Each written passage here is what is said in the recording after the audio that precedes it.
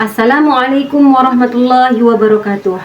Kepada yang terhormat Bapak atau Ibu dosen penguji ujian kinerja, perkenalkan, nama saya Haryani, mahasiswa PPG Batch 2 periode 4 tahun 2025 di LPTK UIN Sunan Ampel Surabaya dengan NIM 062-208-25369. Pada hari ini, Rabu 8 Oktober 2025, saya akan melaksanakan praktik pembelajaran dalam rangka penilaian uji kinerja di kelas 9 di Sekolah SMP Tahfiz Diyaul Azhar dengan materi Al-Quran menginspirasi, meraih kesuksesan dengan semangat mencari ilmu. Selamat menyaksikan. Assalamualaikum warahmatullahi wabarakatuh.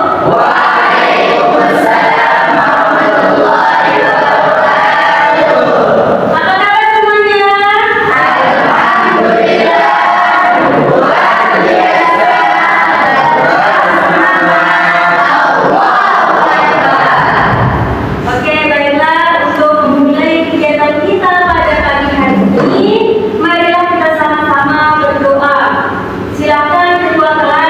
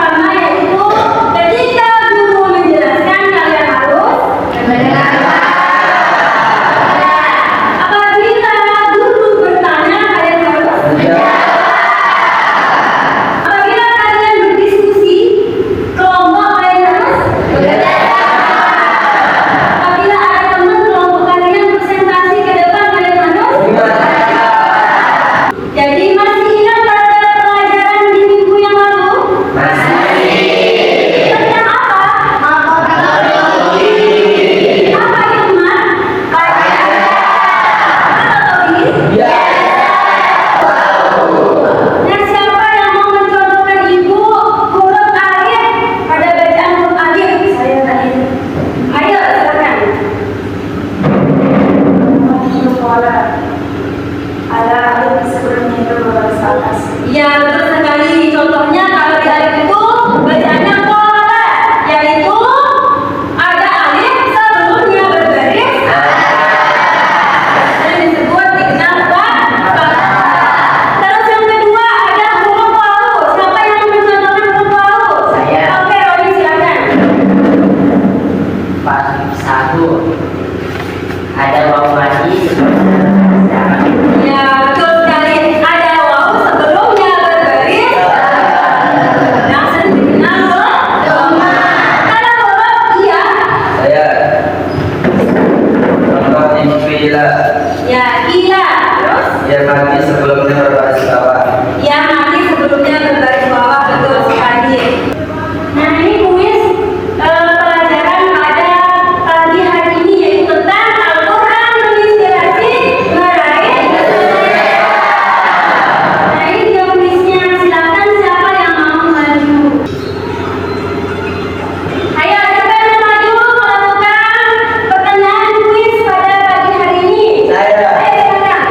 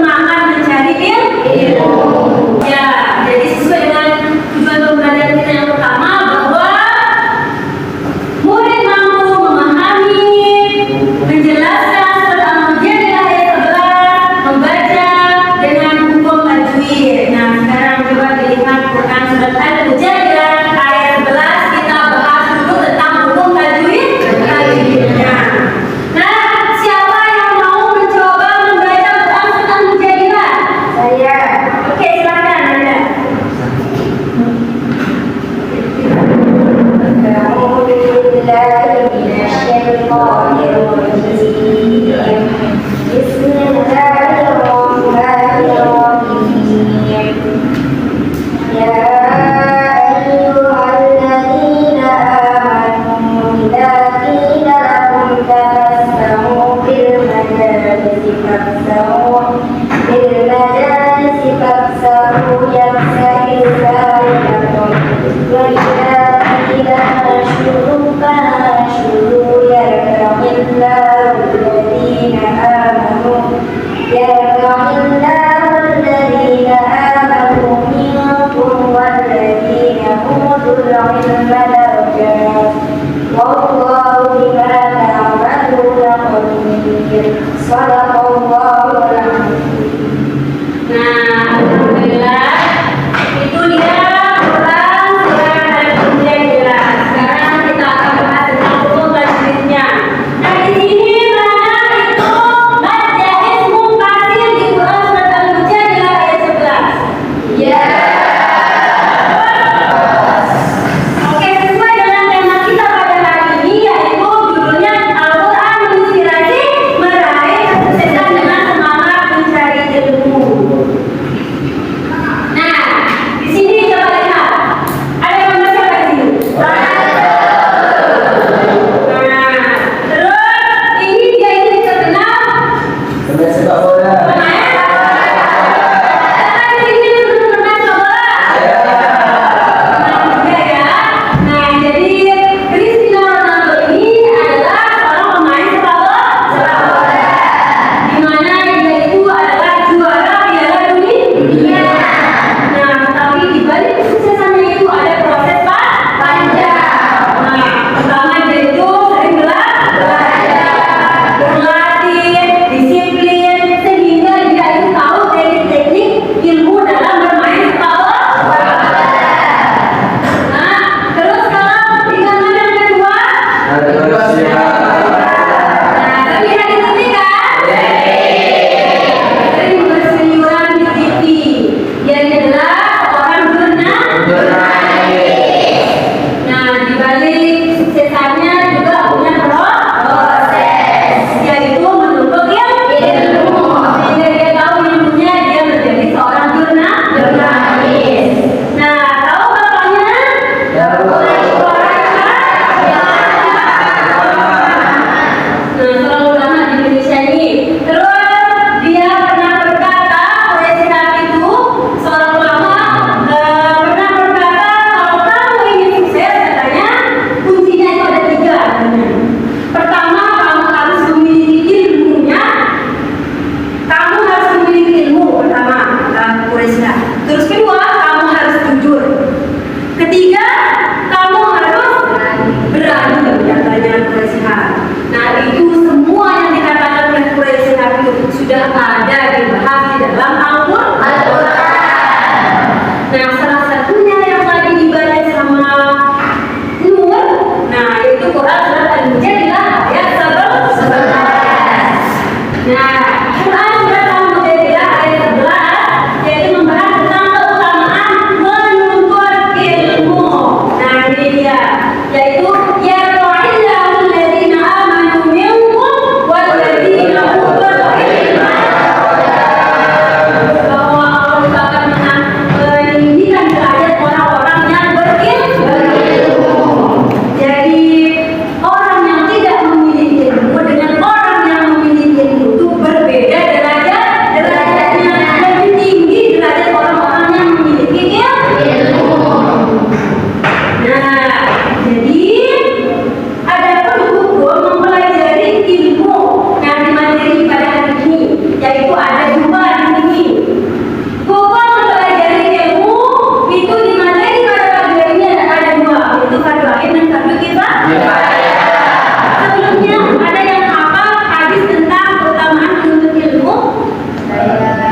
Oke, coba saja.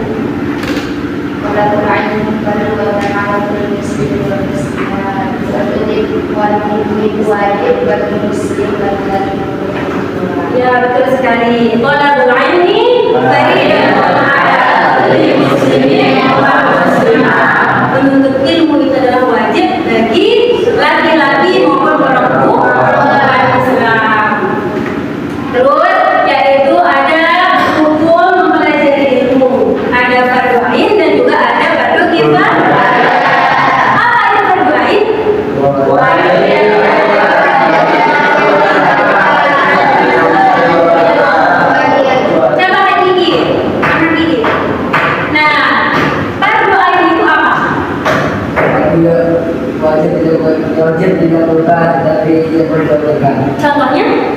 berpuasa. Nah, berpuasa apa lagi? Sholat. Sholat. Nah, itu wajib ain hukumnya kita mempelajarinya. Wajib ain kita melakukannya seperti ibadah sholat. Tidak boleh diwakilkan. Dan berpuasa juga tidak boleh diwakilkan. Jadi mempelajari ilmu agama itu wajib ain hukumnya. Terus yang kedua ada fardu kifayah. Nah, mempelajari ilmu fardu kifayah itu apa? Apa fardu kifayah?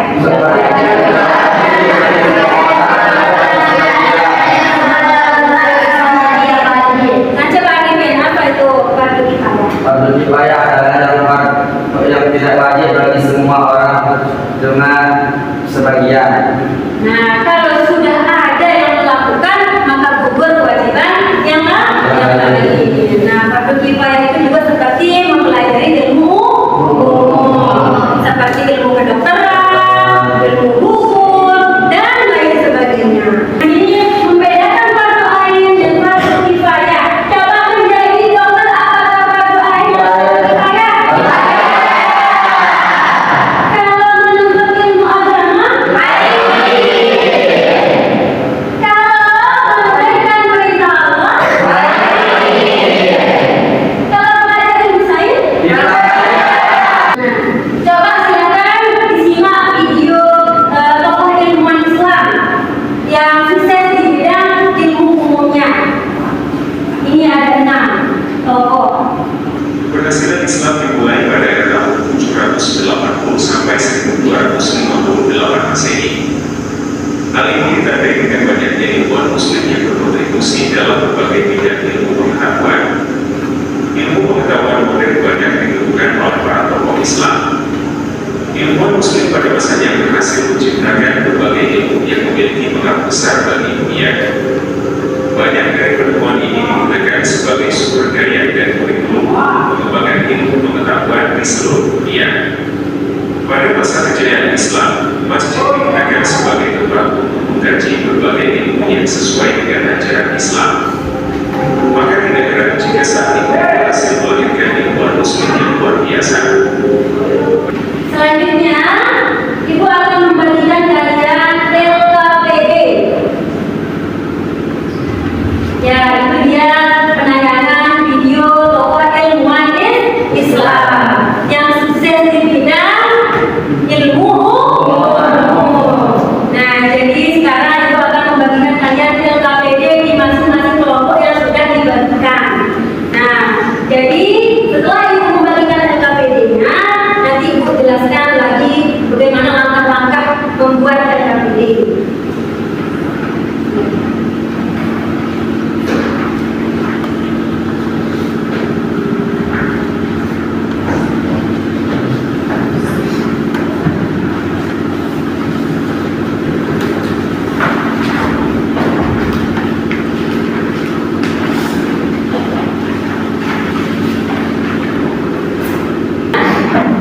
Jadi kalian akan membuat infografik tentang tokoh ilmuwan Islam. Nah, dipilih salah satu dari 6 tokoh ilmuwan Islam yang telah ditonton tadi. Dipilih salah satunya untuk membuat infografik. Nah, contohnya seperti ini di LCD-nya, lihat. Nah, contohnya di depan, coba bisa dilihat ini buku contohkan tentang Ibnu Sina. Nah, kalian akan membuat infografik tentang salah satu tokoh ilmuwan Islam yang kalian pilih. Nah, ini contohnya di depan itu Ibnu Sina. Nah, ditulis nama kelompoknya. Nah, setelah itu ditulis infografi, biografi tentang Ibnu Sina misalnya di sini. Nah, di sini tentang Ibnu Sina, biografi Ibnu Sina.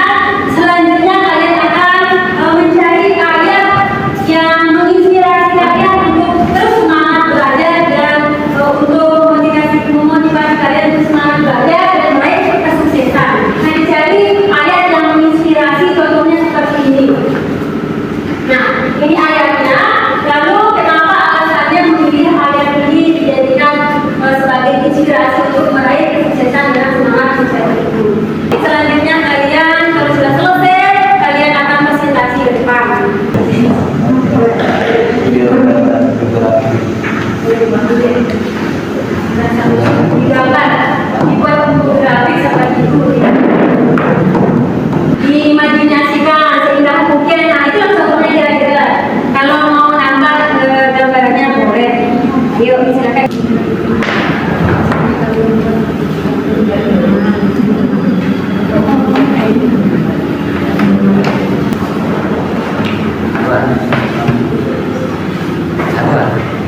Hasilnya juga akan diberikan.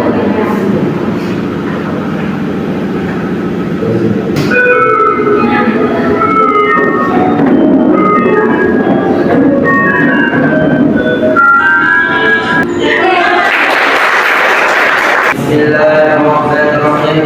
Bismillahirrahmanirrahim. Assalamualaikum warahmatullahi wabarakatuh.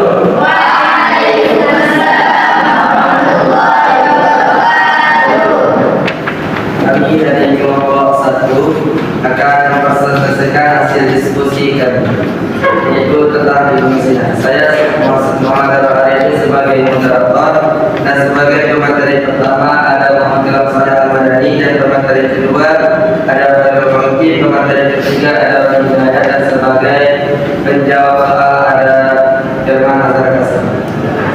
Kita beralih ke pemateri pertama, yaitu Abdul Hafsah Al-Madani. Ibnu Sina adalah seorang penimah muslim dari Persia yang dikenal sebagai bapak kedokteran modern atau yang dikenal sebagai Avicenna di Barat, dan merupakan salah satu filsuf paling berpengaruh di era modern.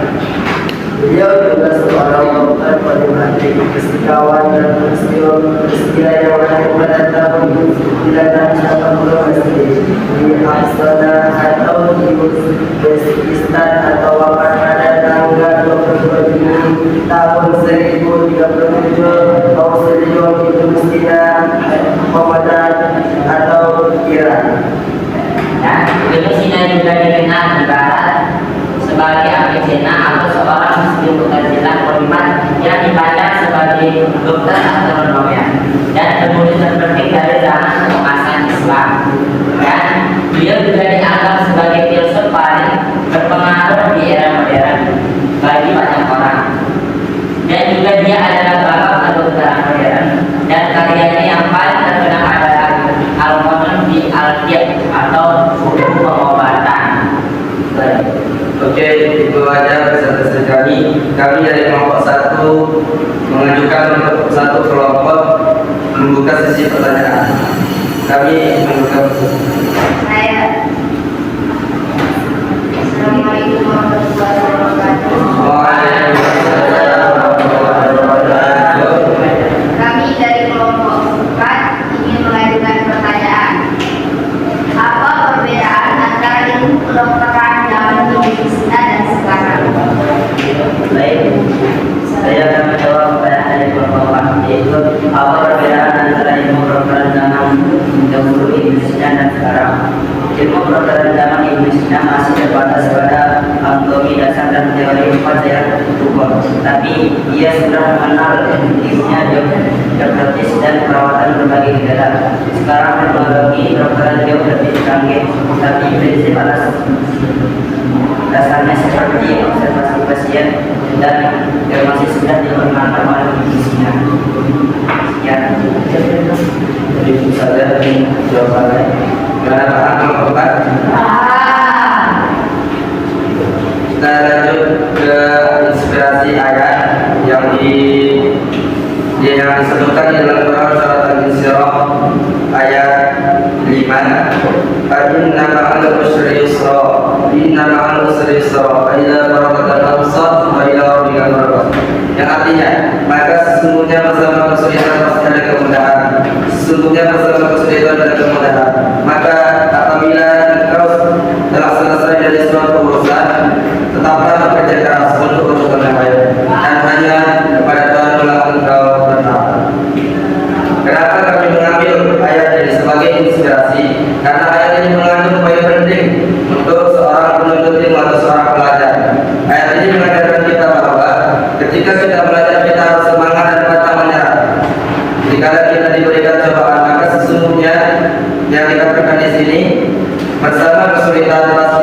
mudah-mudahan.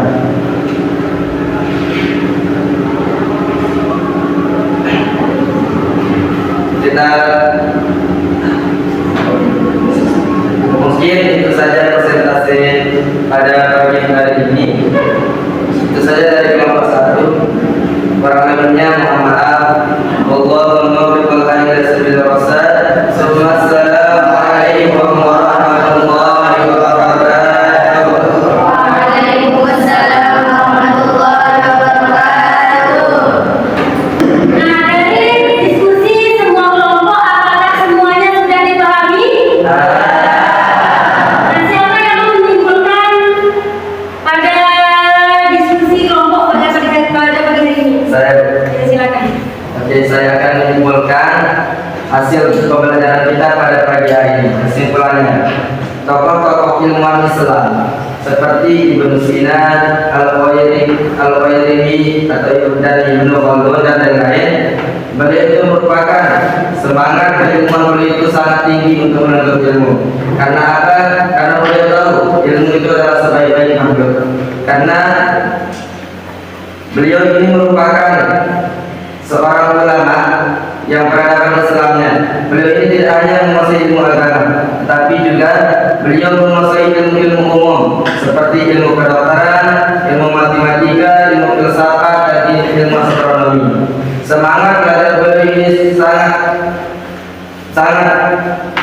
semangat beliau ini sangat memutar karena didorong oleh keyakinan bahwa mencari ilmu itu adalah bagian dari ibadah dan tanggung jawab sebagai hamba Allah Subhanahu wa taala. Itu saja kesimpulan. Oke, selanjutnya bakal membagikan kalian tes terakhir. Nah, silakan dikerjakan masing-masing individu ya. Dikerjakan.